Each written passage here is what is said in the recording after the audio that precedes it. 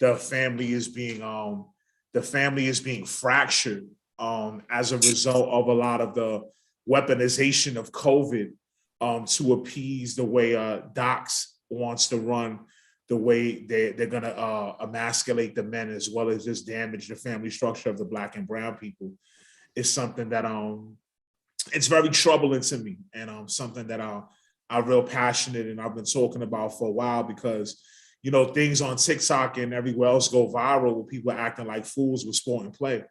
But what happens when something really is troubling within the Black and brown communities, there just doesn't seem to be a lot of galvanization behind it in order to get behind this push and try to say that this is just wrong. So I've been on LinkedIn and been on other sites pushing, what was told by a sister to the show that happened to Sing Sing visit, and just be able to just, highlight that this is something that needs to end. And Docs has really gone above and beyond right here with the power of this union, the correctional union, to just appease them. And it's something that's very troubling to me that you and a lot of other women that have been ride or die for a long time have to keep having an additional layer of strain and a additional layer of trauma going on with a lot of things. And it's just troubling to me. And I'm glad that we're able to be here and have this platform to talk about it. And I appreciate you. And with that being said, I'm gonna just share with one of our sisters to the station. She was on a visit yesterday at Sing Sing, and when you go into Sing Sing, this is what I need for people to understand. We have to be tested. We are tested right there rapidly, and you are negative. You cannot enter the jail unless you have a negative test, and they do it right there. So first of all, the process to get in is now like an hour and a half to get in, because you are standing outside in the cold in a plastic tent. You fill out the paperwork, then you do the testing, you stand outside so the next 4 people can go in the tent and wait for them to tell you, okay, you're negative, and then you can go inside to visit your loved ones, which is another process, because you got to put the paperwork in and you got to get searched and all this other stuff. So once you do all that, we still have on our masks. My thing is this: you guys know, for a shadow of a doubt, we don't have COVID. We just tested negative. So not only that, we cannot embrace, we cannot hug, we can't kiss them, we can't touch their hand, we cannot greet them or anything. You still wearing your mask, you still like 8 feet apart. And I am like, first of all, then why are you testing me and you know I'm negative? You can at least bring the hug box back. Well, yesterday, a gentleman hadn't seen his mother in years or whatever, and he wanted to hug her. And they were like, no, if you hug her, it's 10-day quarantine. I mean, yelling, screaming, embarrassing the family. This man was crying. A grown man in Sing Sing, he was crying because he was devastated, he was hurt, and he wanted to hug his mother, and she was right in arm's length. And you mean to tell me and the mother, she is negative. Let me say this again. She's negative because to enter the jail, you have to do a negative COVID test, which they perform outside before we come inside. That was horrible yesterday. Everybody had empathy for him. You just couldn't. It was just unbelievable. And the COs and the sergeants, they came in there like if they was passing drugs or something. Like, really? I mean, it was a travesty. And I'm quite sure they don't act like this in other jails. If this was some Caucasian person or the Italian person, they wouldn't have did that. And I am appalled by what they did.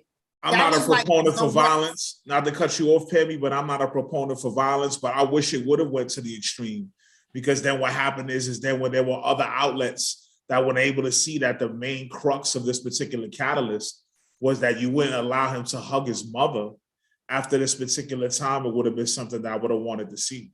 So I definitely feel like that was something real big that it just can't be missed or can't be shaken or stirred when it comes to that particular instance. And that's something that we have to really think about now, is that it's very disheartening to hear a lot of what you're going through, and a lot of the women are going through, even the family members that are going to see their family. And it's just something that is really, really, really needs to be addressed. And I plan to do an article for World Magazine about this with Eric Adams, because Eric Adams just came on the radio. Well, I say radio. Look how old I am. He just came on social media and a lot of different outlets. And Eric Adams said he wants everybody in New York to stop remote working and to go in person.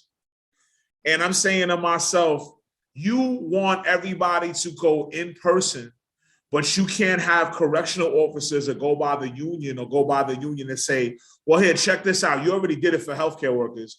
If you do not vaccinate, you are gone. You will be fired. The FDNY, right now, I just saw an article that was in the New York Times that he just made it mandated for them by March 1st. If March 1st, and these are first responders, if at March 1st they're not fully vaccinated, they will lose their jobs. So am I supposed to wait for like this Reaganomics thing of the 80s for it to trickle down to finally deal with correctional officers? You have 70% of the men inside Sing Sing that are fully vaccinated. Yes. When I left, they were at 70%. And boosted. Yes, and boosted, because the reason why is because a lot of the men have perpetuated a culture that they want to be involved in programming in higher education. This way, they never wanted to be that if you wanted the voluntary program, or if you wanted to be in the school building, or if you wanted to be for Hudson Link, or if you wanted to work for the certificate of ministry program, that you had to be fully vaccinated. So they went ahead and did the work on their own and they got vaccinated. A lot of them for the trailers for the FRP program, they got vaccinated.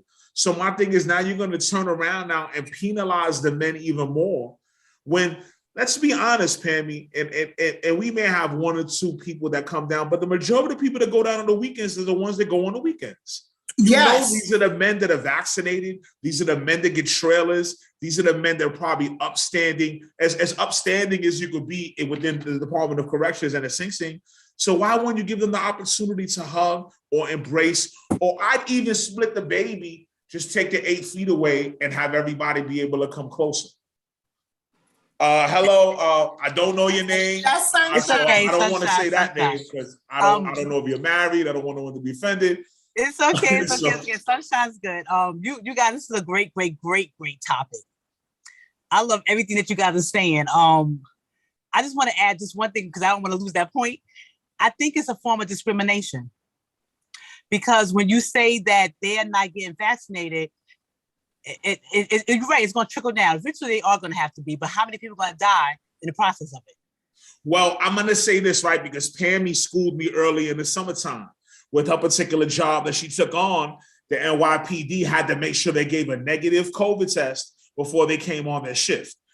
When I left in July, that's what the Department of Corrections was mandating. Well, I'm not going to say mandate. I want to remove from mandate. What I'm going to say is the majority of them, they strongly urged them that before they came on their shift, they give a negative COVID test. So I'm definitely not going to say mandate, but I can say mandate now, but I'm talking about in July when I was still inside.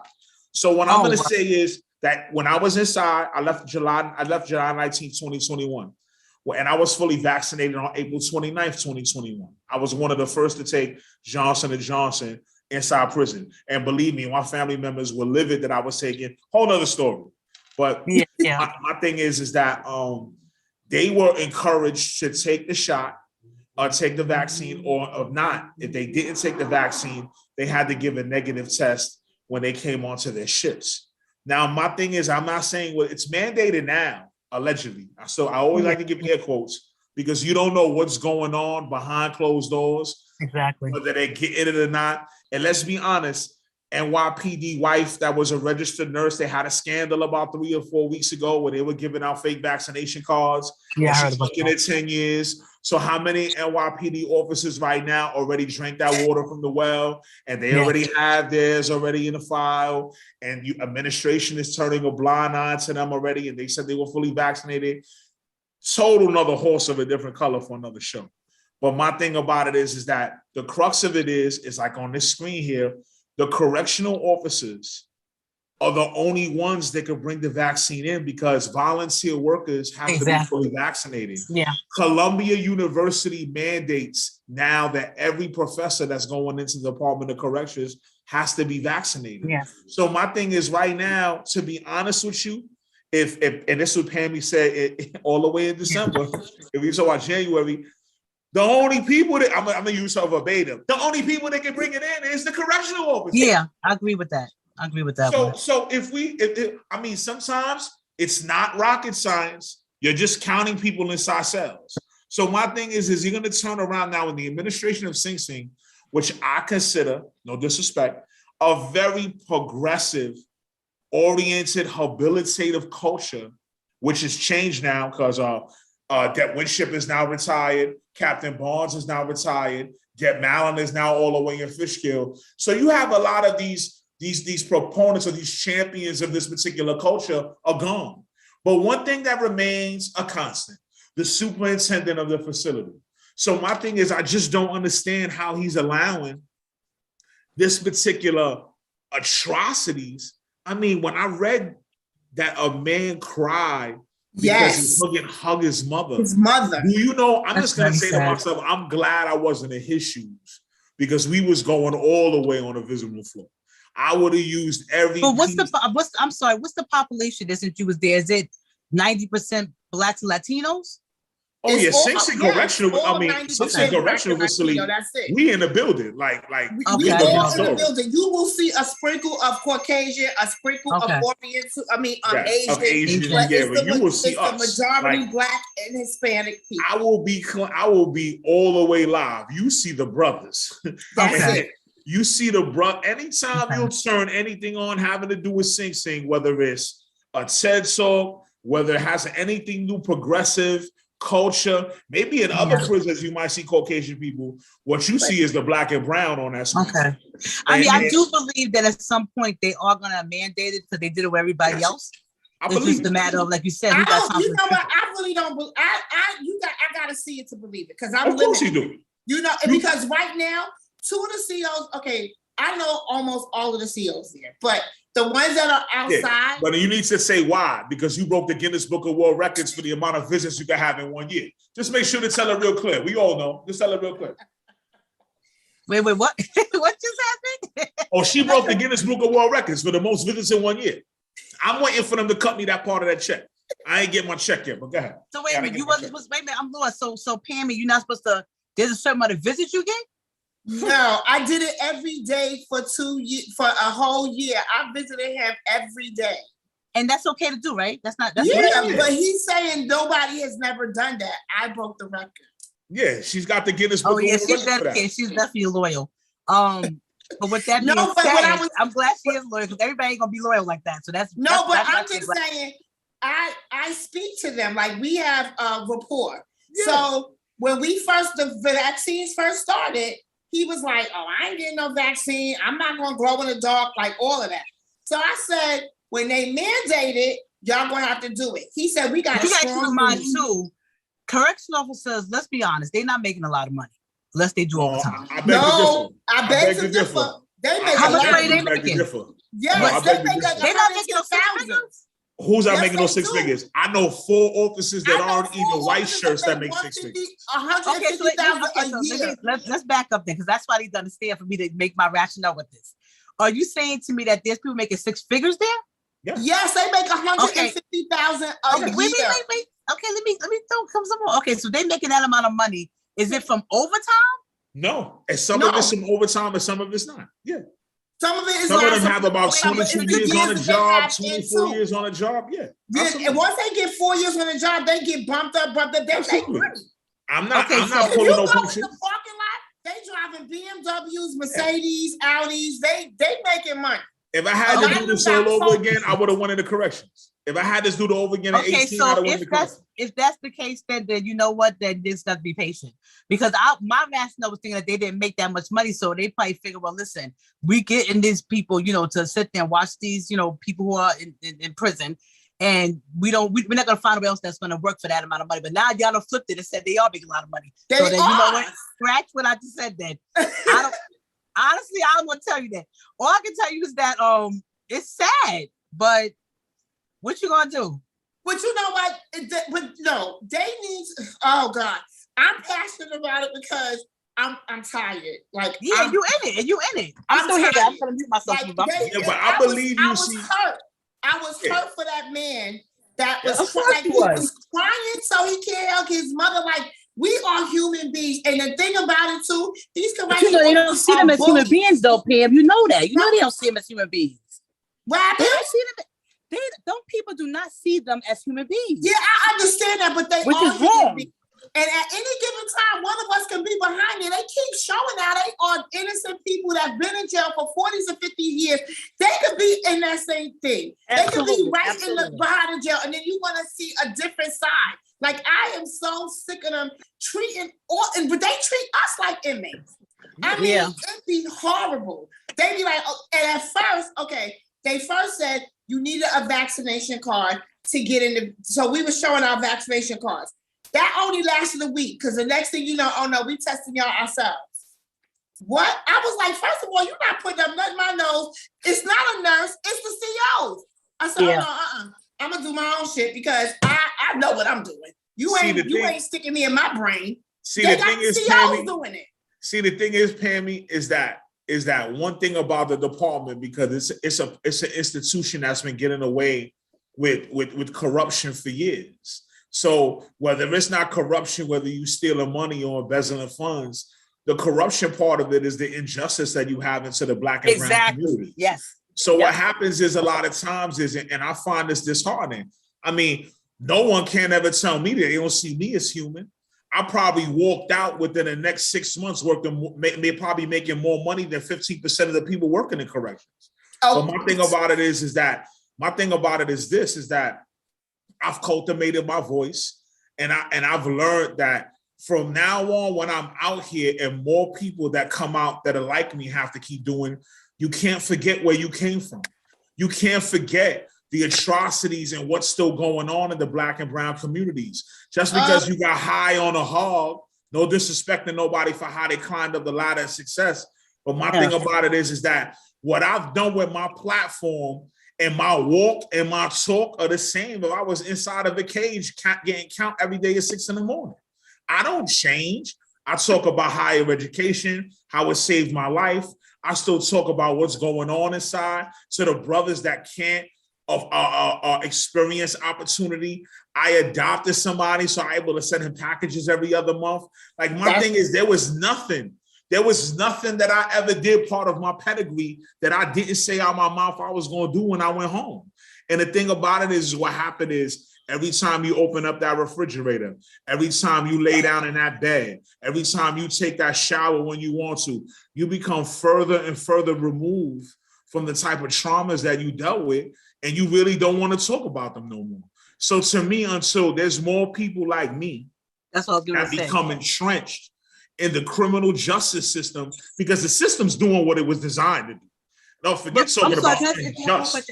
How long was you there for? I did 20 years. He did 20 years. And he's amazing. Years. I mean, he is a success story. I want to write his story. No, wait.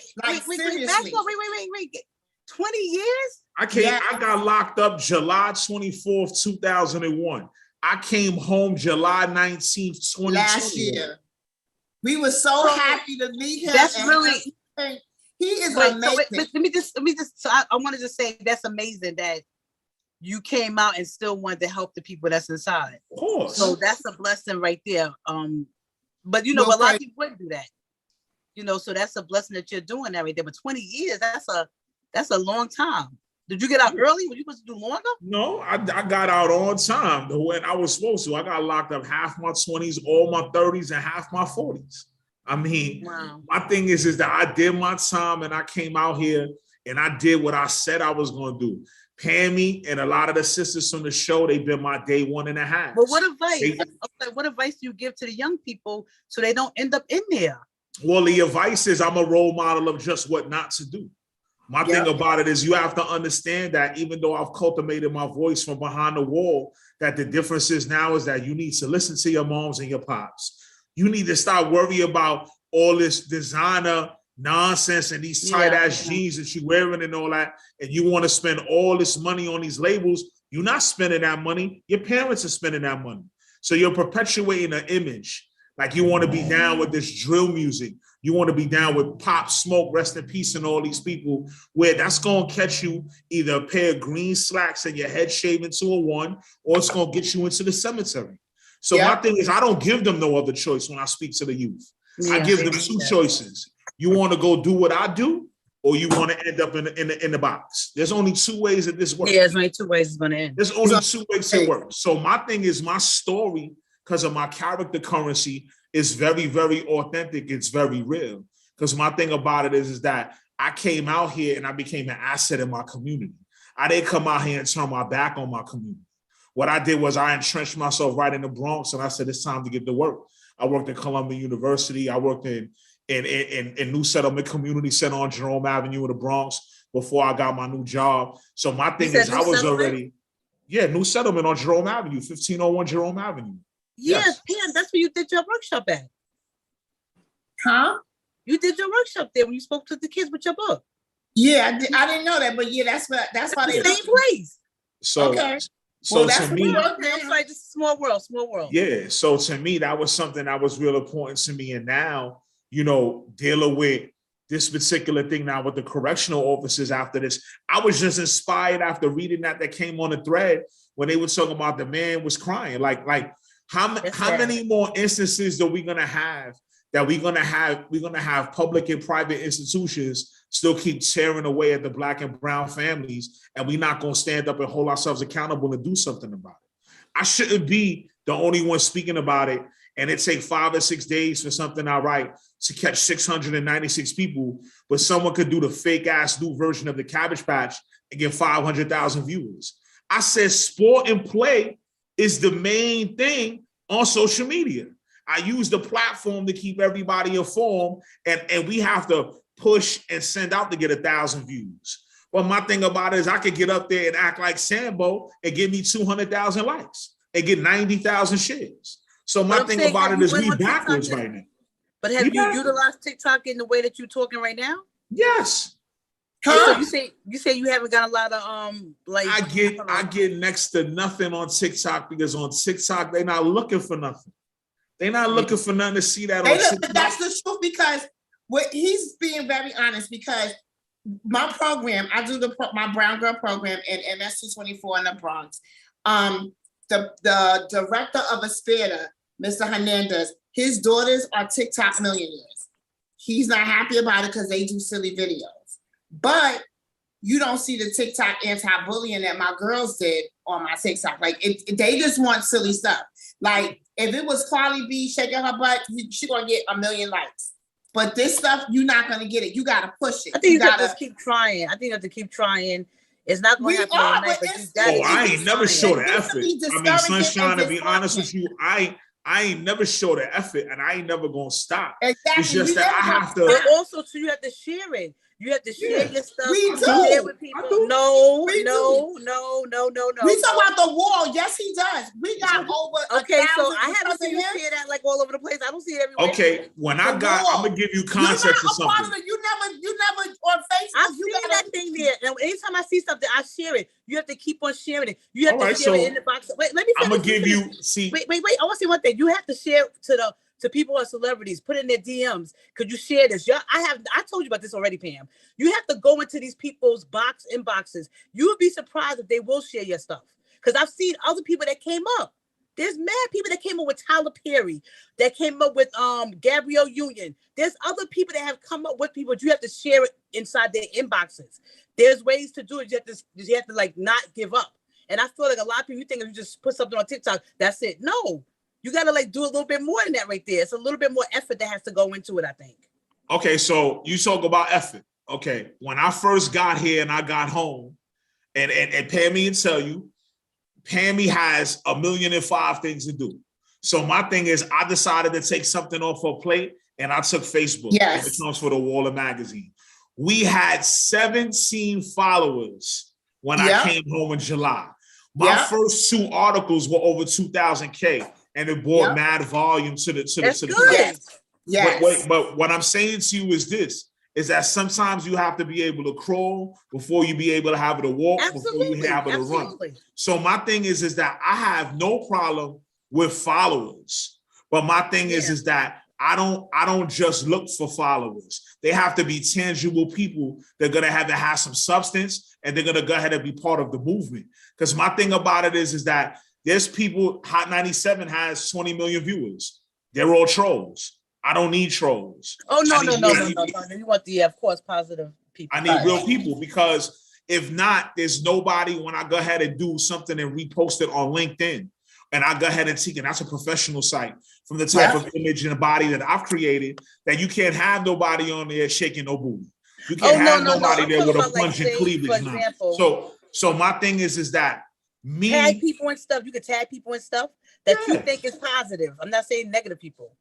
Who you think is positive. I get what you're saying. But my thing is that definitely we're on our job when it comes to that. And it's a process. But my thing about it is, and you spoke of these celebrities. Michael K. Williams, rest in peace, was one of those people that really dug up his sleeves and really got down in the mud with us. You know what I'm saying? But my thing about it is, and also Pammy, you notice he ended up getting somebody out that was his cousin from Green Haven, and me and Corey was there. And the reason why is because he found out that he was affiliated with him. And then we ended up dying. His cousin's home. He got him home on clemency. So my thing about it is that these are the particular people that I like to be around, because these particular people are going to perpetuate a culture that we need to have for this particular platform. Because there's a lot out there. Yandy is one of them. Well, her husband Medici, she always is for like fight for people who are incarcerated for so long and they did their time and it's time for them to come out. I just think there's people to reach out to, but we don't do it. I don't think. I think a lot of times. I attest to Wilfredo on my social media, and I'm not talking about my brown girl stuff, for the wall and the women of the wall. He has brought us up. He does articles. He does sharing. We are in groups. He found somebody to do eye candy that was in jail. She's doing this. I mean, he does his work for the social media for us. I applaud him. I love him for it. No, I'm not knocking that. What I was saying, I thought you guys said you wanted more people. So you want more people. Yeah, I would like more people, but they have to be people of substance. I'd rather have 5,000 strong than worry about 20 million. Okay, like when they go to Albany, like say for instance, when they go to Albany to sign off on a bill or to do a protest, I want 100 great people from the War magazine, me, Wilfredo, some other people that can be influenced to sign these bills to get our people home, to be an activist, to make changes. I want them to be able to do that. Not people to just want to be like, oh yeah, I'm here. No, we want them to help get our people home, make changes. Let these kids. And this what I gotta also realize too.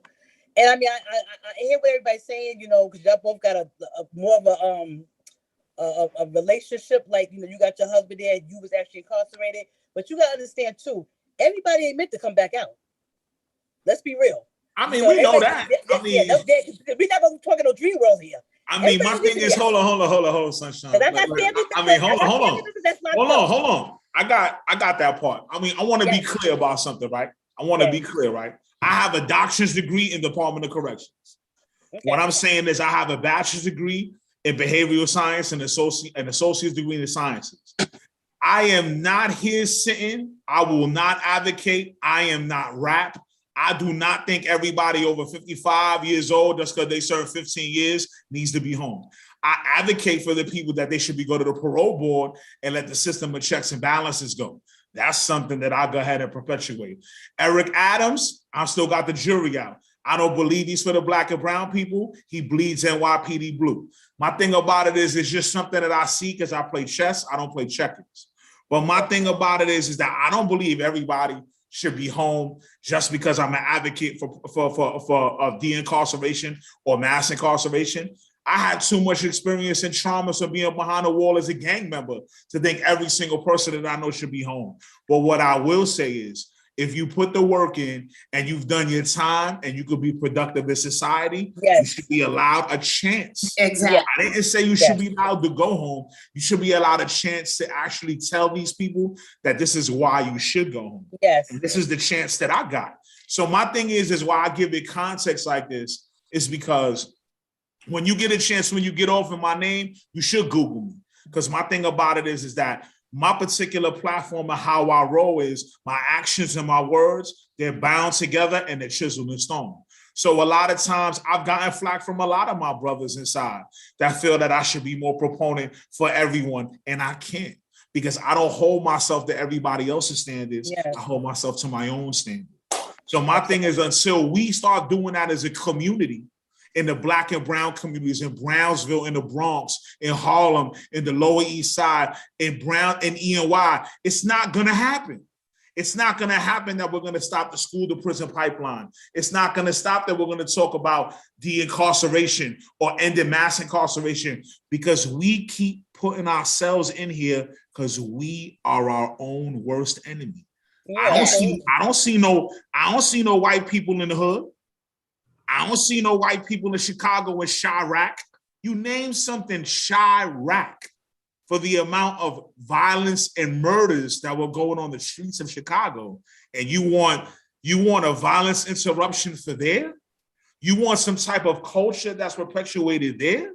And Brownsville now has to get a $700,000 grant in order to do violence interruption to stop the nonsense there. Gun anti-violence starting in the Bronx. When does this start? It starts with the people in the community and the people that are coming home. That way the kids see a different example. I think it may, I believe it may end there, but I don't think it starts there. I think it starts with the young kids here that's already out. It starts with the young kids. I'm not saying that to fix people that's in jail. Believe me, I'm not saying that. But if we don't start fixing what's out here, they're gonna end up in jail. More people to get out. More people to get out. Okay, so you said it starts out here, right? I believe so. But you know what I noticed? Most of the men of substance are in there. You know what I see every time I go out? You know what I see every time I go out? I see excessive drinking. I see getting high. Everybody smokes marijuana now. I see everybody smoking K-Deuce and everybody high on the train. I see an influx of heroin use on 149th and 3rd Avenue. Yes. Oh my God. Yes. So it's a little weird for me to start thinking now that it starts out here. When I walked out in July, everybody gets high. Okay, but you kind of generalize in a way. I am generalizing? Yeah, because you're talking about New York. What about the world? Whoa now. I am not Gandhi. We ain't talking about the world. I know, but you're saying New York. The only thing that I can talk about, is that. What about the other thing? No, hold on. Charlene, you sounding muffled. We can't hear you. So. Okay, you hear me now? I'm at the same time, so I apologize. I hear what you're saying. I get what you're saying. I even agree with you.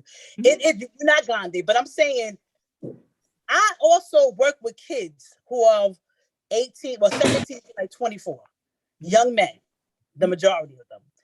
And they're all of, Blacks, Latinos. And they really need help. And not all of them are smoking weed, not all of them are hearing. So it's like, why don't we start there first? I'm not saying don't start in jail. I'm not saying don't help them out. I'm not saying that. But what I'm saying is that if we could start from so you won't get there, maybe things might be a little bit better. We're not doing it here first. Okay, so this is what I always love about conversations like this, because there has to be a connection or a credible messenger that's delivering this message, right? So I feel sometimes you as an African-American woman who is a nurturer by nature. Well, black woman, but go ahead. You're an African-American woman. That's who you are. I'm not going to generalize you and call you black like we dealing in slavery time. But give me the respect to let me identify who I want to identify. Okay, absolutely. This is being recorded. This is being recorded, so I'm absolutely. So my thing about it is that I connect more with the demographic of age you have because I did 20 years in prison.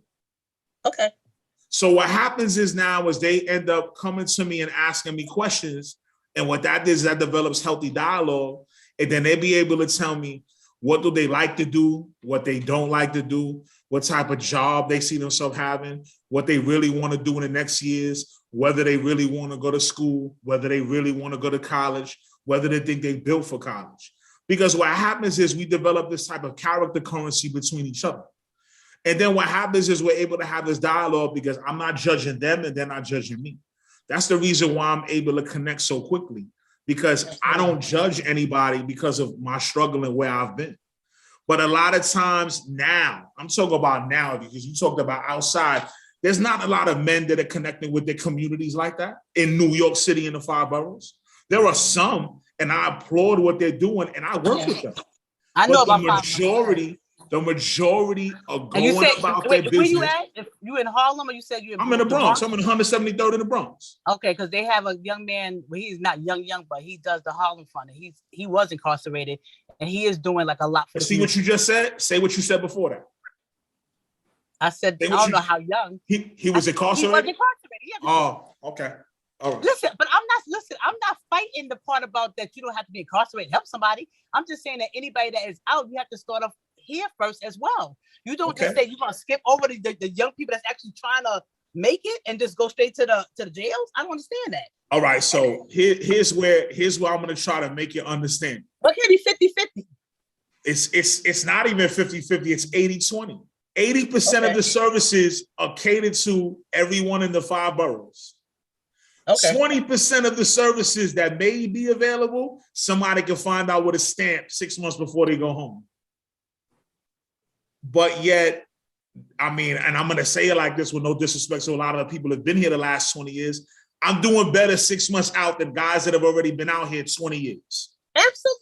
I believe. Whoa. Because you have the drive to do it. Like, it depends on the individual. You came out here and grabbed the world with your bootstraps and was like, yo, I'm not going back. I'm going to make a difference. I want this. I want that. I want better. I'm going to show them I'm not going back inside. I'm still here, guys. So you are the perfect example of, yes, you can make it when you come out here if you put your mind to it. When you went in there, like you said, you did the work. You went to college.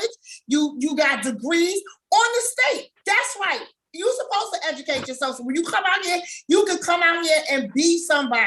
Like, honestly, I applaud everything. I don't care, because people always have a sob story. Oh, I just came out of prison. They won't hire me. Well, Fredo, you have defined all the odds. All of them. I don't want to hear, nobody can tell me nothing now about coming out. What? You're lying. I know somebody, my brother just came home and he's doing fine. He's doing well. Don't stand up there and tell me, oh, the man ain't gonna let me do it. The man ain't helping me out. That's not everybody's story, but that's nice. It's his story. It's just not everybody's story. That's not everybody's story, but you gotta do the work. My thing is, you gotta put in the work. Nothing is in this world that's going to be given to you. You got to put in the work. The programs are there, but you got to work it. You got to go in the system and work the system for you. But the thing is, but Pammy, the thing is that now, and you, it's a perfect segue. 80% of the programs that the state provides are outside. So that means I had to dig harder and I had to dig deeper with less than 20%, with 60% less than everybody in the 5 boroughs for the last 20 years. So you're telling me now the funds are being spent properly because we're out here spending them and not in there? How many people don't take advantage of OSHA when it comes around in the 5 boroughs? How many people don't? They're not even locked up. How many people don't take advantage of a lot of the non-for-profit organizations and the services they provide? How many? What I love about this conversation, Charlene, is that it accentuates why I go harder and why I go stronger for services for the brothers inside. Because if they got half of what everybody's had out here my whole 20 years, I might have had a doctor's degree and probably been a CEO of my own non-for-profit organization. One question on Wilfred, let me just add. Did you pay for any of those degrees? No.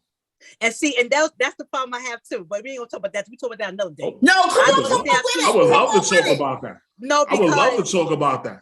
Because you know what I noticed? It's not nothing against you. No, but it really irks me that there's people who are out here who are working hard, who has not been incarcerated, and they can't get their degrees paid for. Okay, so is that fair? Let's look at this right now, right? So I had no way to qualify for any scholarship or any type of Pell, any type of grant, any type of federal aid because I was incarcerated. Yeah. But everybody else had the opportunity to do it when I was inside. Not everybody can get Pell. Pell's only for New York. Okay, well, we're going to talk about, let's just use New York because I live in New York. So I don't live in New York, but go ahead. The majority of people that are in school are African American or Black women. So the men don't seem to be preoccupied too much with higher education. They love to run that game on us. They love to run that game on us. So they still have 80%. And I mind you, since you're saying you're not, and I'm gonna go all the way, Pammy. I'm sorry, right here. The HB, all these historical Black colleges. You want to know how many are included in the Department of Corrections? Anywhere in New York or anywhere in the United States? I'm gonna help you out. Zero. Oh, you know what? Listen, you got the right. You got the right. Any type of funding for any in-state college programs in the United States you of got America. The right one for that. I don't believe in those colleges anyway. No. Because they don't help people out and they charge more money. The reason why I'm saying it, and this is why I say it again because it rolls from my same statement, is that we as a people are our own worst enemy. Because rather than throw a couple of lifelines down from these historical Black universities inside prison to stop the school to prison pipeline or perpetuate credible messages, you know what they do? Nothing. So when they come around and they have their degrees and they want to speak to me about mass incarceration, or they want to speak to me about de-incarcerating New York City, I tell them I don't really have a lot to talk about because you have to put your money where your mouth is. Absolutely. Your walk and your talk have to be aligned. If they're not, then I think you might just be talking about a different side, and that's a totally different show because this right now is a G show. So my thing about it is that I respect your opinion and I respect your stance. But my thing about it is if someone wants a free degree, tell them they got to take my 20 years too. And they got to take being out of a gang, and they got to take dealing with all the noise. Yeah. And they got to take with all learning how to write things and how to do things all over again. Yes. So my thing is, my point is clear. No, you're right. 80% of the services that government has for Black and brown communities happens outside. Less than 20% is inside, but someone with 6 months out has a $50,000 a year job. And everybody else has been out here smoking weed and hanging out on the corner or hanging out in the car or working construction. It don't add up, Charlene, to what you're saying. No, I hear what you're saying. Listen, I hear what you're saying. All I'm saying is that what's wrong with also starting here as well? But I see what you're saying. You're saying that based on the experience you've been through, you do need to start inside the in the jails, right? What I'm saying is there needs to be more funding for more programs inside. Then I agree with you with that one. See, you say you agree with me, right? Okay, so maybe what you said is you can't say you agree with me and then you feel that there were hardworking people out here that can't get their degrees. Okay, what I'm saying, let me just say two things. Right. I agree that it should be more funding in jails to help support them. So by the time they get out, they will have something to kind of like to offer. I agree with that. Okay. I'm on that. What I'm saying is that I guess because I work with a lot of young people right now, and I feel like there's no support for them. And some of them are actually trying to do something.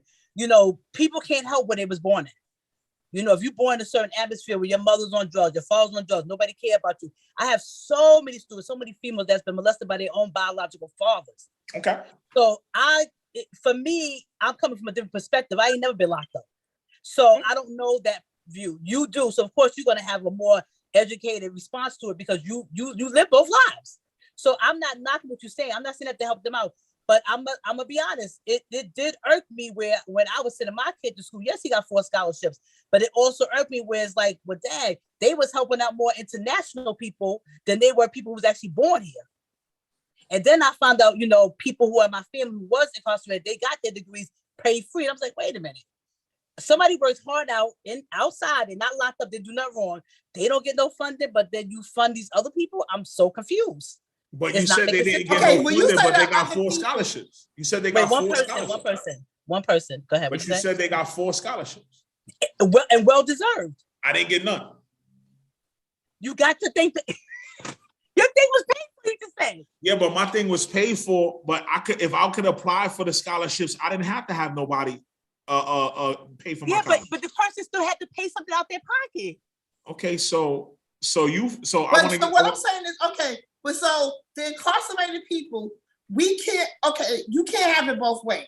This is what I'm saying, which I understand what you're saying, that you got to pay for college and all this other stuff. But if you want them to come home and be productive in the community, we have to rehabilitate them and give them the education that's needed, because they can't work. And I'm not saying not to, but why can't some people that's out that's actually is doing well too?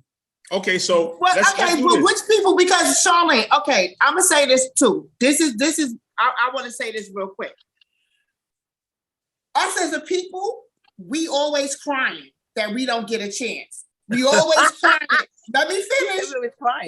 We always crying. We don't get a chance. We don't have the opportunity. We don't have this. We don't have that. We are the laziest bunch of people that I know, collectively. And I'm saying this because me and you both you are in the teaching field. I'm in the medical field. I've switched over to the teaching field. I watch and I hear and I see all walks of life. These people come from other countries and they bust their ass and they do what they need to do to get their degrees, and they bring their family members over here, and we are right here in our country, and we don't saying Americans. take advantage of the stuff. So don't say Blacks and Latinos, say Americans then. Americans. No, I'm talking about Black. I'm saying Black people because we always complain. I hear them complain all the time, and I see them every time I'm on the bus, I hear somebody complain. Why are you not doing anything? Why are you not doing nothing? Oh, and I wanted to go ahead. Yourself? Yeah, and I wanted to go ahead and reiterate that too. Why don't you go do those things? Yo, what's minimum wage right now, Pammy? $15 an hour. All right, in prison it's 27 in New cents York, in New York, in New York. Not every in New York. Okay, in New York City, but okay. All of the states is by, the expenses and the cost of living. What's minimum wage in your state, Charlene? I think it's like $8.25. All right, minimum wage in the Department of Corrections is 27 cents. So how they I was honest with you. You know what? I probably ain't the right person for this conversation because I don't feel sorry for them. I'm be honest. I don't. It's okay with me. Like I'm what not you saying to me is not. No, I'm not saying because if you did a crime, you deserve to do your time. Charlene, I'm not asking you to feel sorry about me for anything because I know who I am. I didn't say you. We talking about, you said that people think 27, whatever it is. I made 27 cents an hour, Charlene. And look how strong you are now. You came out and you worked your butt off, and now you're doing great. But he worked his butt off, and he worked the system. It motivated you. And he wanted to do something, and he busted his ass. Good. I'm glad he went to do all that stuff. He is a great example of, yes, if you work hard, you come out and you stay focused, you can do this too. That's all I'm saying. Everybody, we hope they do that right there, because like I said, I do know people personally who did come out and they did not do right. So there are the cases where people are not going to do right. So it's great that you did that, but that's not going to be everybody's story. But Charlene, 60% of the Black people in America ain't doing right. We know that. So what happened to the opportunities that have been the funding that's been going on all the time that they were out? Listen, I think that everybody should be offered opportunities. People are going to do what they want to do. Regardless if they're going to do right. Yes, exactly. Okay, so now, then all I'm saying is that. So then my stance is, I feel everybody that committed crime on the inside, should have an opportunity to get themselves right. So it looks like we both agree about something. Yes. Even though I have my really, really good friend, his friend killed somebody, they gave him another chance. I mean, when he killed this woman brutally, they gave him another chance because he was young. Came back out and he killed another person brutally. I was devastated. Like, wow. Like, you give me opportunity, they still come out, don't do right still? Like, what's the problem? Somebody should, a psychiatrist or a psychologist, somebody needs to do better too inside there to figure out if this person is in their right state of mind. Okay, first of all, wait. Before you go, I just want to say something. Relax, Pammy, relax. No, let her say, this is just my girl. You can talk. Relax, you can talk. No, but I want... Let her go in, it's fine. Because she don't know she's talking to somebody. Listen, I want to be clear with you. Charlene, and I never hide myself from my crime. I committed a homicide in 2001. I got locked up for second-degree murder. I got it. And I'm here. Okay, but did you come back on hold up. And there are other guys like me who I mentored for the last 10 years, like Pam's husband, like other sisters on the show, their husbands. That's so good. My thing is that I was in Sing Sing, and this is why I want to say it to you like this. I was in Sing Sing, and I was part of a very elite group of people that perpetuated a culture of habilitation. The reason why I don't use the word is because means it recurred again. We never had opportunity when we was in the street. We were drug dealers, we were gangbangers, we dealt with adverse childhood experiences, we dealt with traumas within the neighborhoods, whether it be drug abuse, substance abuse, all these things, the molestation that you could have had that was really in a lot of mental health issues that we never discussed 15, 20, 25 years ago, because that was real taboo in the Black and brown community. Absolutely. And now these are people now that have done 10, 15, 25 years that have master's degrees, that work on voluntary therapeutic programming, that have done TED Talks, that have all types of good inside and still can't get out. And still can't get out. Hold on. You have to talk about these people because these are the people that I'm talking about that will help our community. See, the thing is that you can't just leave everybody in the barrel and there's water in there and then pick what a particular apple you want, shine it off and dry it up and say, that's it. You have to understand. Okay, you say to me if somebody did multiple crimes, they're supposed to get out? Absolutely. Why not? Wait a minute. If somebody kills like 5 people, they're supposed to still get out? My thing about it is, do you know the circumstances behind that crime? Was you there that day? This particular person I do. That's what I'm trying to tell you. But you talking about, you talking about one person. You're talking about an outlier. You're talking about an outlier, one person. Wait a minute. I'm not understanding this. Let me be clear, because maybe I'm like lost. Okay. You're telling me that if somebody killed 5 people, they're supposed to get out and get a second chance? You're talking about, hold on.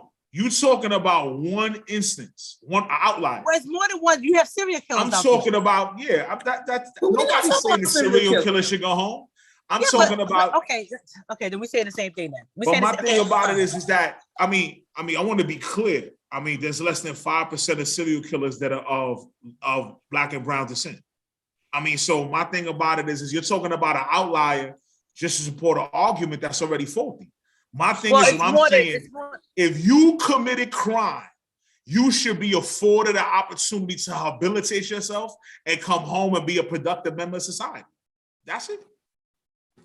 Oh, well, she left the building. I think she's going to come back in. She might have got... Yeah, because that was kind of... What I wanted to say was, she said that about mental health. She was like, they need to be... she doesn't even know like the mental capacity of what goes on behind the wall with you guys. I don't even know how y'all deal with it. Y'all are on top of each other. It's you guys. It's just a lot. It's a lot that you guys go through. It's not even about it being a lot, Pammy. It's just that it's a whole different set of traumas. I wouldn't want my worst enemy to experience. This is what I'm saying. Like, I don't know what it is to be incarcerated, and I really don't want to. I know that when I started dealing with my husband, he said my visits was an escape for him, for an hour, because of whatever they go behind that. So if I could be that escape for somebody to smile and feel like he's human, I'm going to do that. Yes. I'm going to try to do that for anybody because you don't know what it is for somebody to say, go to the bathroom, cage you in there, beat you up, search you, y'all getting strip search. It's mentally, it's a breakdown for anyone. So I think you guys you have to have the mental health stuff while y'all in there. Some people, because they kill themselves because they can't take it. Like, they cannot take it. I understand. It's horrible. And not only that, y'all got the correctional officers that's bullying. They bullying y'all. They doing extra. They doing too much. We see it on the floor. So it's mentally messing with y'all too. And y'all need mental health in there as well. Before you even come home, you need to be deprogrammed. That's what I feel. I believe that. And what I love about what you're saying and why I love always being this particular person is that when we were speaking to her, I mean, the majority of the services are out here. And there's still people that can't get right.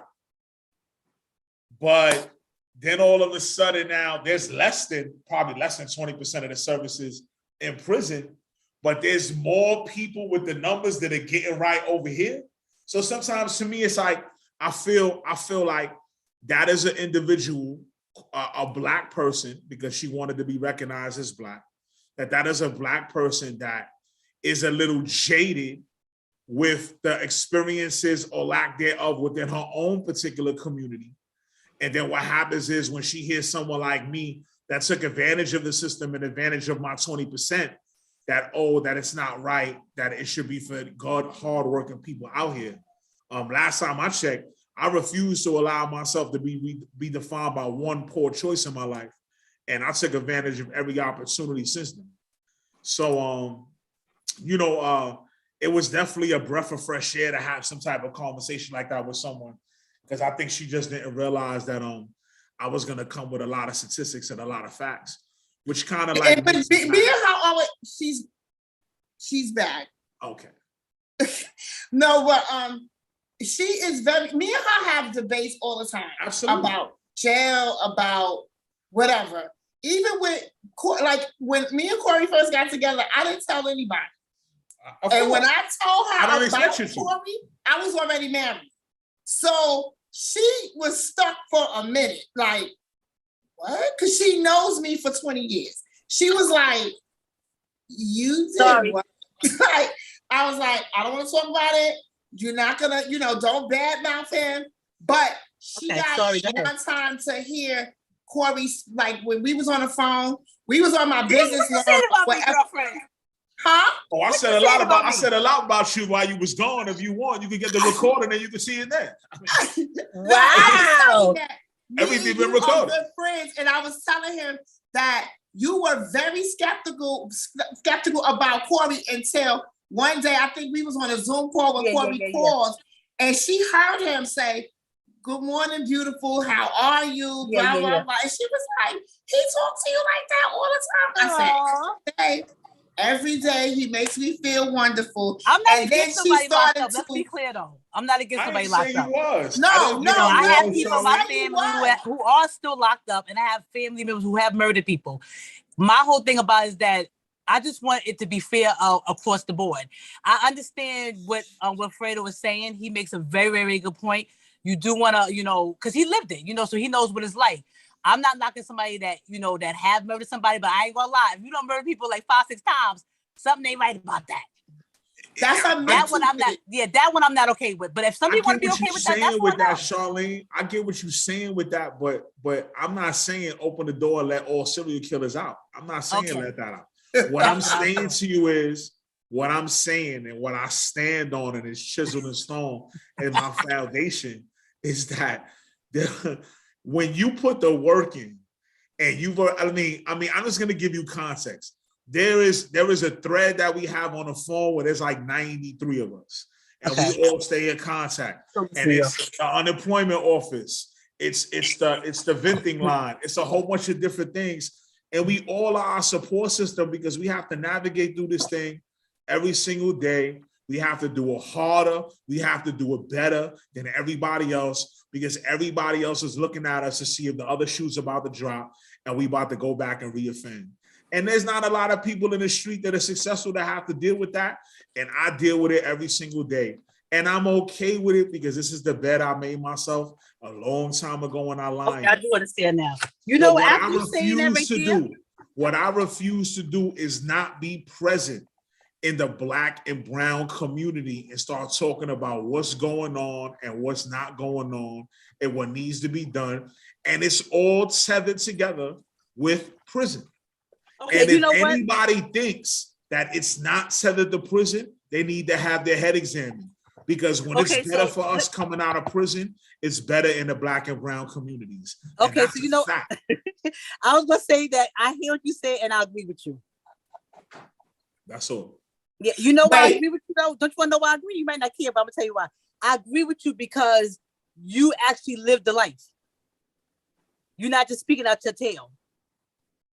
So I have to respect that right there. Because, you know, who am I? I ain't been there. I ain't never lived that life. I'm just saying that, you know, I really feel bad because I see so many people that get locked up and it's like, dang, you know, you didn't have to do that right there. Like, how did you get in there? How did I get in there? It's circumstances. People make mistakes. Listen, It's circumstances. They back against the wall. And I'm not giving anybody no excuses. Make mistakes. I get that right there. I do understand. That's why I said I'm agreeing with him. Right. Let's be clear before I don't know what time we ended this thing, but I do agree with him. I do have people in my family that have been through it and they are good people, but I see some sides where I don't see that. And of course, I guess for me, I have to really look at the majority and not just that one or two people. Okay. So I definitely understand what you're saying, but I actually appreciate you really, you know, doing what you do, because that's a lot. You could have just came out and be like, you know what, the heck to everybody else. But that's good that you're making a difference. So, you know, good. You educated me today. That was very good. I appreciate it. Okay, we're gonna change gears real quick. I want to talk about one thing real quick. And I want to talk about this because I'm a little bit appalled because it gives people's relationships in prison a bad I'm still here though. I'm still here. Okay. I need to put this chicken in though. No, Love During Lockup is a new reality show. That's not new. I've been seeing that for a long time. Oh, you seen Love During Lockup? So you know who I'm about to talk about, right? You know who I'm about to talk about? That's Ratchet TV, man. We watched that for Reconcile Prison. Okay, well, Tay is a lady that's in Buffalo, New York, and she is dating 10 incarcerated individuals. Okay. I am appalled because, first of all, relationships, people think that, so first of all, it's two sides to this story, to this spectrum. Some women and some younger women, they romanticize the prison life. It is a hard thing to be in love and to have a husband or any loved one in prison because your life is surrounded by the prison. That's number one. To have a relationship, intimate or be married, that's triple hard. Because one, the person that's incarcerated might be thinking, oh, I know she outside doing whatever because they can't ever find out or whatever. Or the individuals that are dealing with the people on the inside are thinking, oh, he's Xeroxing letters and he's sending it to every girl, just putting their name on it. And it's not like that for everybody. And I am appalled that Miss Tay is dating, and her reasoning is, oh, well, they need me because they desperate. They gonna do whatever I say. And no man in prison is desperate. A lot of you guys are handsome. Y'all are intelligent. Y'all looking to come home and be with somebody to have a serious relationship. When I got with my husband, we met by accident, but we fell in love. I mean, trust me, the whole time. Don't say it's by accident. Say that's from God. God sent. Don't say by accident. I know, but I'm saying, but the whole time. Because he makes you happy. He makes you happy because Wilfredo I'm extremely happy. He was very, but I'm very saying because I didn't think because of what I saw. Like no, what she I was. Saw I loved him with her. Huh? I said I love him with you because before him, she was not. I mean, she went through a lot. And but now she about to get all bashful. Oh my God! Let me tell you something. I gotta show my face with this one. I know the real story. I just don't want to tell nobody. Yeah, whatever. That happiness. Let me tell you, I don't care about locked up, not locked up, because you could be not locked up and treat a woman like a piece of crap. Yeah. And the way that he treats us is amazing. And you know that, Pam. I always say that. She does. And I always say that he should be given a second. Let's kind of let's unpack what Pammy was talking about, right? Okay. Right. Because this girl, and she got mad. Right.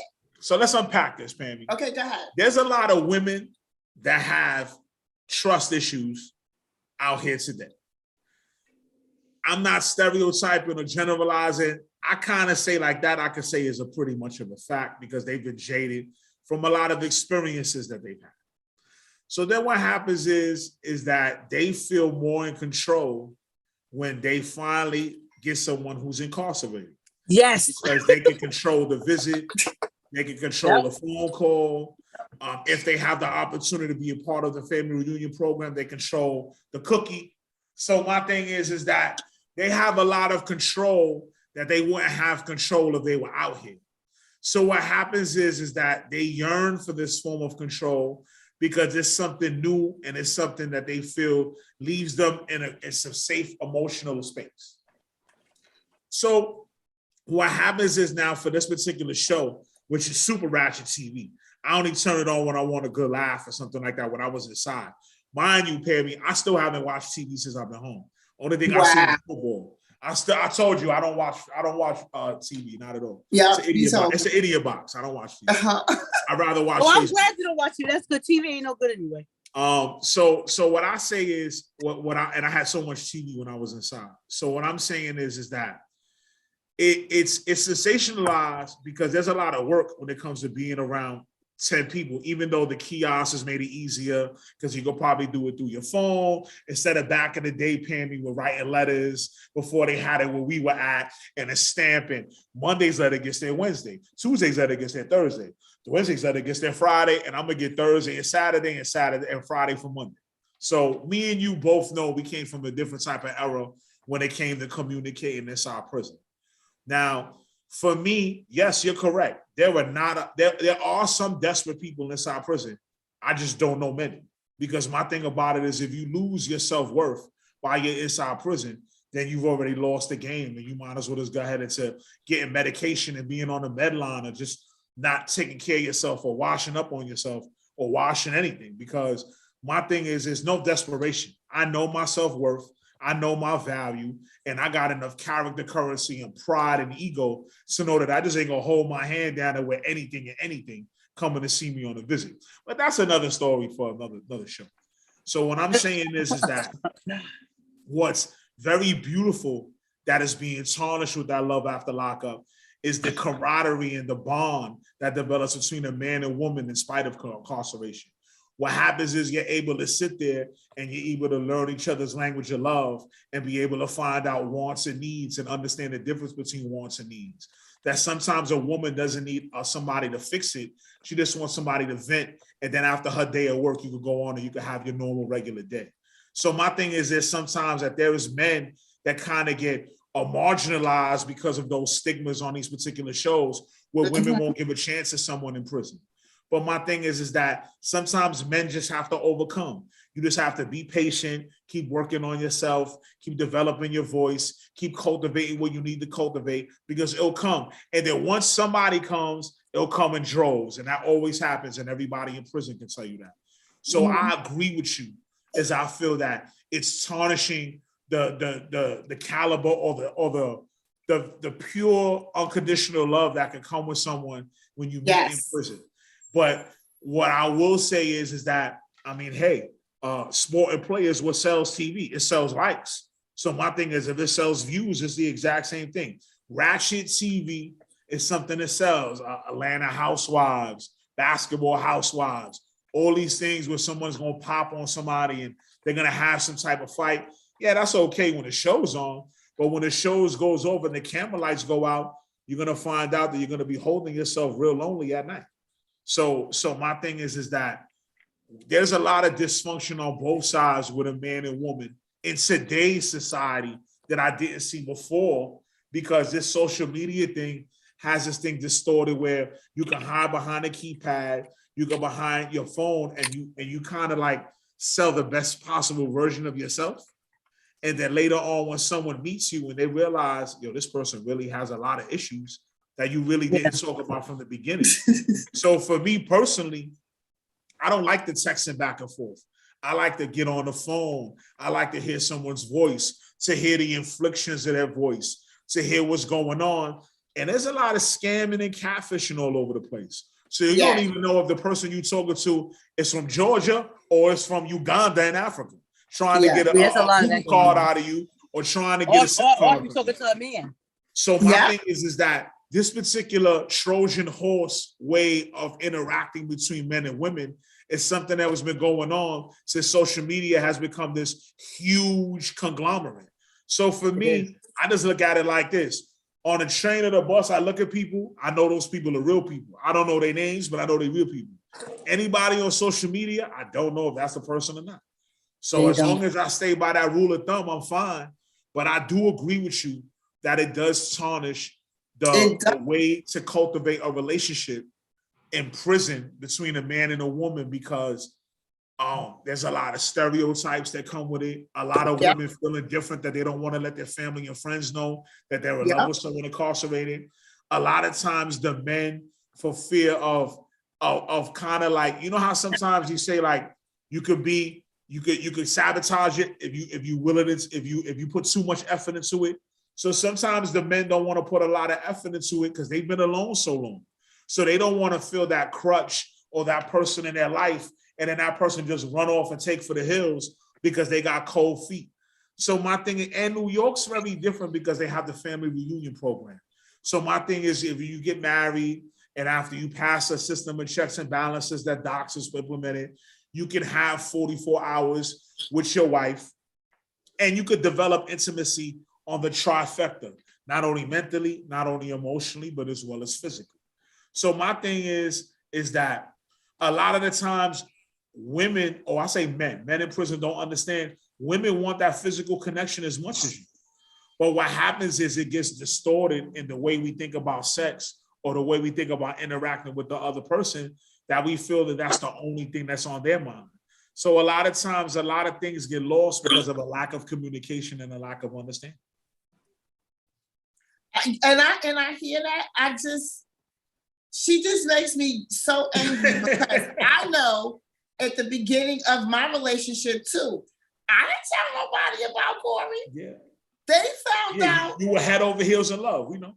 I was after I was married. Like I told Charlene a month after I was, didn't I not tell you a month after I was married? When you fell in his arms, you knew he was yes, it was, yeah.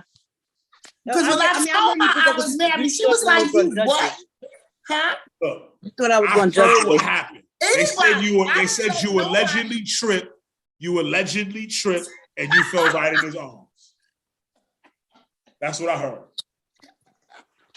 But I'm just saying, I didn't want nobody to judge me or him. Because by this time, like when I met with, he makes me so happy. And I was depressed when I met him. And it brought me out of whatever I was. Yeah. I was like, because Charlene was like, she knows, like, I had other guys trying to talk to me before Corey, and I was like, I'm going, no, that's not. She was like, no. And I was like, you know what made me proud? You know what made me proud, Pammy, before I met you, is that Corey got involved with the Osborne Association, and he took a parenting class. And when he took this parenting class, I happened to be a clerk inside, and I facilitated something for Osborne inside as well. So when he was there and I was facilitating the reentry portion of it, he sat back with a couple of guys that knew me from when I was in Greenhaven. And he paid me the ultimate compliment. He said, man, I remember you, man. Like, you changed. This ain't you, man. Like, he said, I really see a change. And I want that for myself too. And he said, I told my wife about you. You know what I'm saying? And then I started writing articles on the inside. And then remember, we met down by the Austin train. And that was the first time we had met and everything. And then that's my day 1.5. And we've been there ever since. I've been rolling with the magazine and everything, because sometimes what happens is it's each one teach one. And when we fall, we have to pick each other up.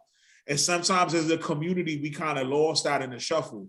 And we need to be able to be there and be support for each other, because this ain't easy being out here and being Black. This ain't easy being out here and being Latino, and the one that you love happens to be behind the wall. So you have to be able to be that support system and be able to be there for each other. So to me, it was just a breath of fresh air to just see Corey come into his maturation and change. And then after that, to see the support you were giving him, and then to see our vision come up with the Wall of Magazine, made it all the more better. And I felt happy that I was able to, because he told me about this when I first met him, about the wall and all this. Like when we first started, he was saying he had this vision, and I was like, magazines are easy, and I'm glad he saw it through, and I was able to help him bring his dream to life. but I just know those type of shows brings a negativity on both ends. I agree. To the women and to the men, because all men are not dogs and all women are not dogging these guys like that. Like, we are really in love with our husbands. We really want them to come home and do good. We really want them to be in the family and stuff. And then I noticed too, a lot of guys incarcerated, you guys are so big on family. My husband is so big on family. It's like, listen, I'm not visiting anybody until you come home. Oh, I want you to meet my dad. I mean, I've met them on the phone and different things like that, but he wants me to physically go see them because he wants this whole big family every Sunday. He wants Sunday dinners. He wants all the stuff when he comes home. And I understand it because it's a family atmosphere, but I just think they should do, if they're going to do a show like that, let it be more educational to help the situation. Not be ratchet and lie and be deceitful, because a lot of guys think we all are out there dating or doing all kind of crazy stuff. And I know for a fact I'm loyal. I don't do anything. And that's just who you are though, Pam. I think the thing about it, you base the stuff on who you are. Everybody's not like that. There are women out there like that are doing this game. You just not like that, which is great. But there's a lot of women out there. I agree that because you're genuine and you're loyal, that it makes you hurt even more or makes you angrier. I go with that because I know a lot like Pammy that are loyal to hold it down. And I know also others that have been on the other side of the spectrum. So in my 20 years of being entrenched in incarceration, and a lot of sob stories I done heard from neighbors that come back off the visit and get divorced from their wives. So to me, I mean, I understand what you're saying, but I feel like it's part of course. It's going to be people that are going to be loyal, and there's going to be people, but loyal doesn't get the views that you want. The ratchetness is what the media or TV likes to exemplify in order to get more people to tune in. More people don't want to tune in. More people don't want a flower at the end, like the one they got on Channel 7. Nobody want that. They want to see the hair and the weave come out, and they want to see the fighting, and they want to see the after show, and they want to hear all the juiciness involved with it. So, I mean, that's just what social media and television have perpetuated to be highlighted amongst, the relationship between women and men of color. So to me, until we take some charge in that, I mean, Tyler Perry has made attempts to do it, and other people as well, until there are more people that champion that cause to show Black love. And I'm talking about that Always and Forever, Heat Wave, and Midnight Star. And I'm talking about that way back in the day where Black love was Black love, them statues and all that used to be intertwined together back in the day. That's where we had camaraderie, and that was real Black love. So to me, I just like, I take things with a grain of salt. If it don't apply, let it fly. I love the fact that, Pammy, how you are. I mean, that's just what it is. That's why you my sis. So to me, it's just like I said, man, like you a duck. It looked like a duck. It walked like a duck. It roll off your back. It's a feeling. You'll get over it. And, but Ratchet TV is going to be Ratchet TV. Love After Lockup. We'll have another season. I just get so pissed off because I'm looking at this shit like, yo, what is you doing? Like and she got like a file folder with all of their names and pictures and I'm sending this to my, and I'm like, this freaking chick. But Pam, why did you flip that though? Because you have cases where men are locked up and they got like 5 women come to see them. But I said that. I said it's both sections. And that ain't good either. No, that is not good either. I know. And I said that. I said on both sides. But right now they showing this chick and she's just disgusting. She just get on my damn. It's drama and it's selling. Oh, she just get on. But it just gives women that are dedicated to their loved ones in prison a bad name. That's all I'm saying. Like I mean, you saying so? I guess it would be nice to have a show where they see the positive things that are happening. On a round table to say, you know what, this is hard, but I love him and I'm doing this with my family, or showing them going to get a package. So whatever that show, what show is that again? What show is that? Love During Lockup. But what's the network? We TV. So Yeah, you We should TV. take what you should That's do is weak. do your little skits that y'all been doing, you and Adira, whoever the other lady it is, and send it to that company. That's what I'm talking about when I say that we want to talk about things. I think it's great, but there's outlets we could send stuff. Maybe might get shut down. Send it to other networks because that is like that's something that you could show too of all of the bad things. Look at what's his name? I forgot the rapper name, but he just put out something on Netflix telling his story. You should reach out to Netflix too and send something to them. Send it to all the networks. You'd be surprised who may just pick it up. I think the problem is that we sit around and we talk and we don't ever try to do nothing. Because that's something good what you're saying. You're making a very good point. You're saying that let's talk about the things that people are going through, their families, which is very, very important. Why don't we send those things? I see Wilfredo's face making his little face right now. Go ahead, say what you gotta say.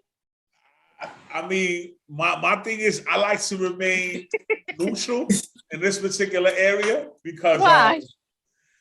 I have a key sense of camaraderie with my brothers that are still locked up. So my thing is that I kind of sort of feel like what happens in Vegas stays in Vegas. Okay. So I feel like, I mean, this is all that's all I'm gonna say, man. When your back is against the wall and the rubber meets the road, ain't no telling what's gonna happen or what you're gonna do to make sure you survive. Inside at 27 cents a day, as I so eloquently put it, 27 cents an hour. So to me, I'm just saying that, I mean, I know Pam was doing it at one point. She was doing the thing with the YouTube. Yeah, we're gonna start back doing it. We're gonna start back doing it. Well, I don't know if you guys heard of. Let me just say one thing. Just a perfect example. I don't know if you heard of the guy that did the thing with Bel Air. Have you heard of the Bel Air? He came out with his new show with Will Smith. Yeah, I seen it. Okay, so let me just back up. This man did this from his regular phone first. And what happened was Will Smith got onto it on YouTube, and Will Smith was like, wow. I mean, this thing was like, it wasn't even a real production. But Will Smith loved the idea. He called the man up, found a way to contact the guy, and guess what? That's where Bel Air came from.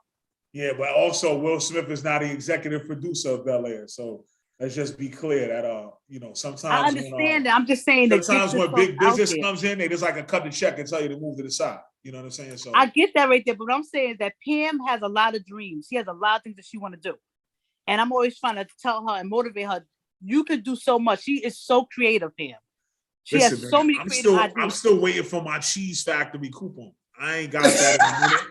You know what I'm saying? Because I get paid in cheese factory. I get paid. Let me tell you something, Charlie. I get paid in Cheesecake Factory coupons. And I haven't got my coupons yet.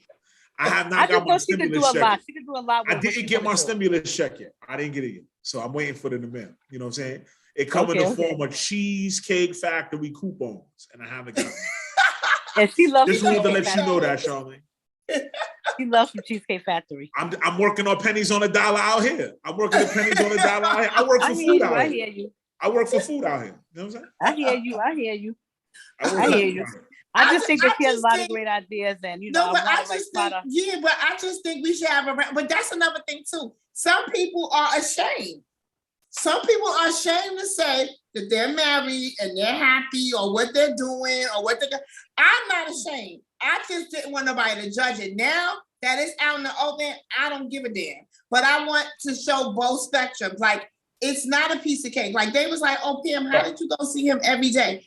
I worked up there. That's number one. And it's just as much as he wanted to see me, I wanted to see him because he was giving me something too. I was escaping too. We was just in our own world, laughing, joking, smiling, throwing popcorn at each other or whatever. And that was just our world. And then after the visit, I had to go back in the real world and leave my bubble, but I was back in the real world. So and you also struggled with that.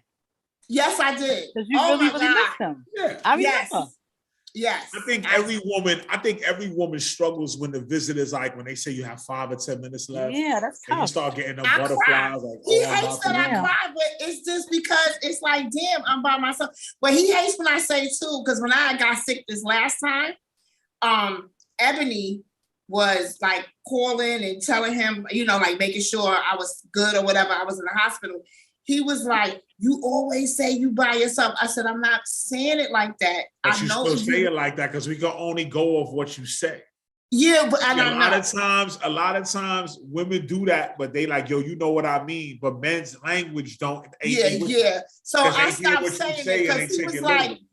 if I could be there, I would. I said, I know that, but I'm saying I'm used to being by myself when I go to the hospital because my ex never went with me to the hospital.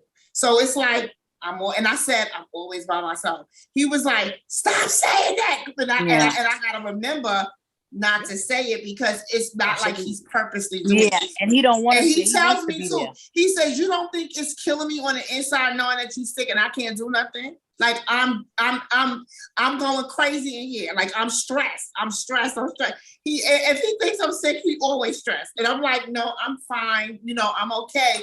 But it's just to be in love with somebody that's behind the wall is really hard because Christmases and birthdays and different things like that. What I'm looking forward to is the FRP because when we do get it, it's going to be close to my birthday. So hopefully I get to see him around my birthday, like for 44 hours. That'd be great, but and plus two, the trailer is a different dichotomy. You're able to cook, you're able to watch movies together. You have the ability to take a bath. You're able to barbecue if you want to barbecue. You're just able to do a lot of things that you've been desensitized to. And then what happens is you get to appreciate the small things, the feet rubs and a lot of things that come with intimacy beyond the sexual level. So I feel sometimes the FRP was a huge connector because what it does, it kind of reinvigorates relationships that have kind of like become strained. And then you're able to get into a nice routine where you're able to start planning menus and talk about who's going to cook. Now, one question, can they have families come too? Oh, yeah. Yes. I've been on a trailer with my moms. I've been on a trailer with my daughter, my aunt, my it's father. All your immediate family. Okay. It can't be like girlfriends family. And stuff like that. No, not that I know. This is not the hotel. Say barbecue, is it like a thing where like there's more than one trailer and then you can go outside and barbecue? We come out and talk to each other. There's 6 modulators or probably refurbished trailers, and they all have 2 bedrooms, depending which ones are used for wheelchair accessibility, which ones are used when you have children to come in and they have fold-up beds. And how many times do people do that? How many times a year can people do that if they chose? Well, I think Pammy's going to try to break the record on that, but I just feel where there's Pammy, there's a way. But she's definitely going to try to break the record once she makes it with her first one. But I say, on average, it depends on the facility. So it depends how many people are participating. Sing Sing is a place where there's a lot of people that participate in the family reunion program. So that's good. And Darren did 3. So I think she said every 45 days. I think I got 12 and 18 months. That was nice. That's nice. Because I think that keeps somebody going mentally. The last one I had was... It makes them want to just be able to... Because I told Corby, you better... If you get into any trouble and mess up my FRP with you, you already know. Because Corby is high-headed. And he'd be like, I ain't do nothing. It's not my fault. I'd be like... Because one time, recently, Alfredo, I heard. You heard something happen? I heard about it already. Oh, okay. So I was like going crazy, like, are you hurt? Are you injured? He was like, Pamela, if I was in the box, I would not be able to email you. Exactly. What's wrong with you?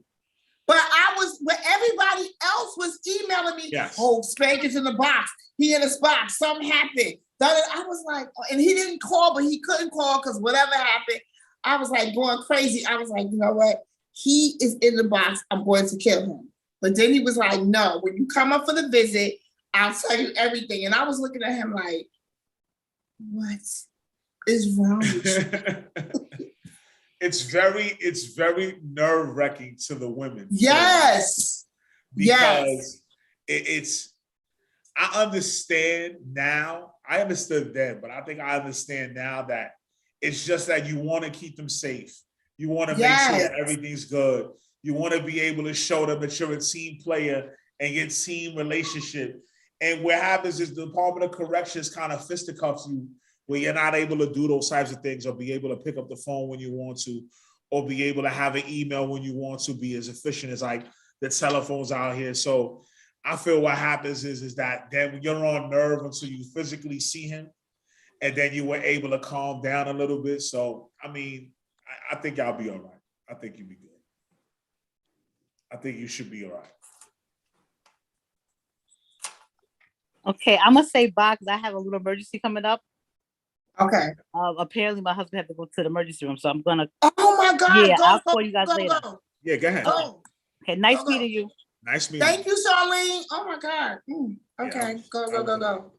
Well, her husband is he has some issues, but I'm gonna check on her later. But this was an amazing show, Wilfredo. Thank you all the time. You always come through for me. I'm so happy that you are part of the Royal family, and you keep me educated. You keep us educated. You keep the community, everybody educated about what's going on. You make people see a different side of what can happen when you come home and be positive, how you take advantage of the programs, how you really stay focused. Because a lot of people always say, well, I don't have an opportunity. You break the mold. Like, I talk about you all the time. And now that I'm going to mention it now because we're here, but we are starting the Brown Boy program, and I wanted you to be a part of that, definitely. Because Espera is the non-for-profit that had hired me. And I told them I did have a Brown Boy character, and I said I wanted to implement a program. You would be the perfect person to head up that program. So we're going to get together and talk about that, because you are just an inspiration to everyone. Like, it is great. Like, and I say this even when you're not in front of my face, I talk about you all the time. So I just think it's great. And I'm so happy and so proud of you with you and your wife. I love you and your wife. You guys, y'all just make me light up. It gives me hope that I know that one day when my husband come home, we can have that type of relationship too. Your love is real.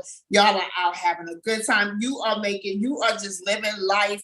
I love when y'all post your pictures and you go into the restaurants and love and Valentine's Day. I love it. I live vicariously through you guys, because I'm like, I know when my husband come home, we gonna hang out, we gonna go out. It's gonna be great. And you're just an inspiration to everybody. And this was an amazing show, as always. And I thank you. And like I said, next month, everybody, we will definitely be live in PA with the engineer and everything. And Sadior Radio, welcoming back to Sadior Radio. We'll be down there once a month. I'm so excited.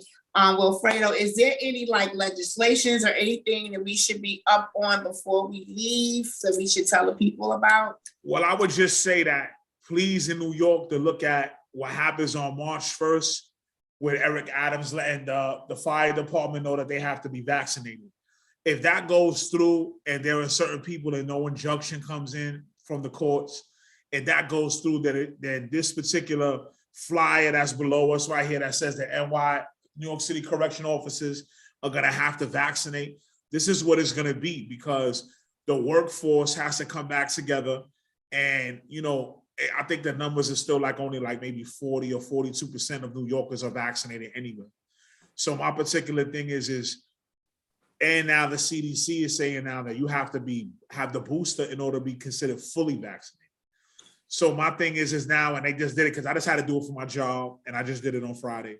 So my thing is that we'll find out now, where the rubber is going to meet the road, if it's going to happen, and if it does happen, then what? I would love to see Doc's reaction when they make it mandated, and then all of a sudden, what are you going to say now? The visitor room doesn't go back the way it is. There's no more festivals. There's no more graduations. What are you going to say now? So I feel like platforms like this, like Columbia Center for Justice, or the Osborne Association, or RAP, these organizations, non-for-profits, hold these particular feet to the fire, because we need to make sure that the issues that are going on inside every single day, that they're addressed and spoken of, so that atrocity of a man crying in front of his mom because he couldn't hug his mom and yes, again.